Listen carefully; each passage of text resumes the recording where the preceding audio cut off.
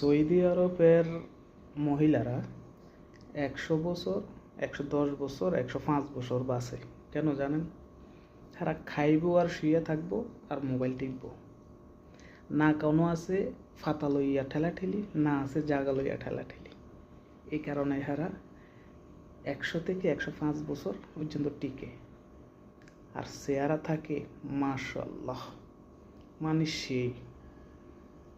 তবে হিংসা ফিনারিটা এটা থাকে না তাদের ভিতরে।